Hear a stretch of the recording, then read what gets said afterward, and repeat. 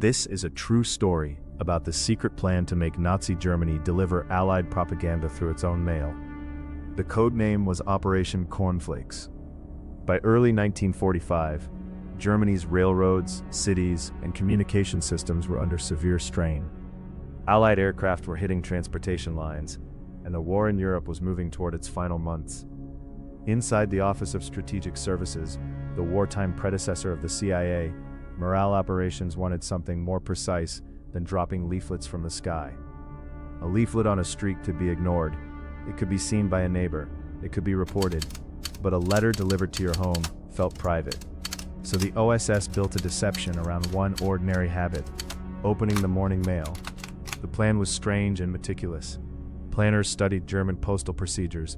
They reproduced business stationery, cancellations, envelopes, postal markings, and mail sacks. They used German directories and newspapers to find real addresses.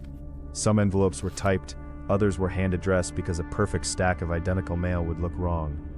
The contents were black propaganda, anti-Nazi newspapers, letters, and rumors designed to look like they came from inside Germany. The goal was to suggest division, weakness, and an underground opposition movement. Even the stamps became weapons. CIA museum material describes counterfeit German postage stamps, created by OSS morale operations, including a version of Hitler's profile, altered into a skeletal face. The message was not subtle. The regime was being portrayed as a corpse before the war was even over. Then came the delivery method. On February 5, 1945, American P-38 fighter bombers attacked a German mail train, headed toward Linz. After the strike, another wave dropped bags of fake mail near the wreckage. The hope was that in the confusion, German workers would pick up the fake bags with the real wrecked mail and forward everything to the postal system. If it worked, the Reichspost itself would hand Allied propaganda to German civilians. That is the brilliance of the operation. The aircraft did not need to deliver the message to every house.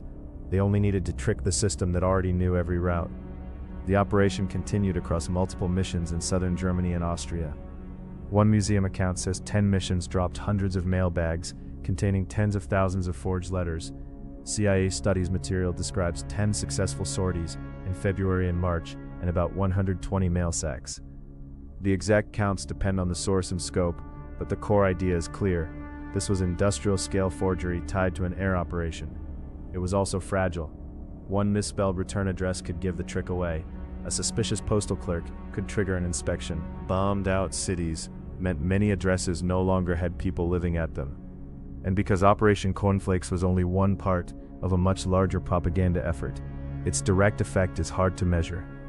But some of the mail appears to have reached German homes and units.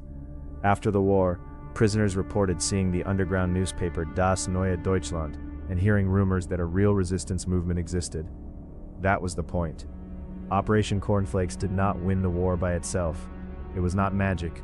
It was paperwork, printing, timing, aircraft, and psychology. A fake envelope became a weapon, a mail sack became camouflage, and in the final months of World War II, the OSS tried to turn one of Nazi Germany's own systems into a courier for doubt.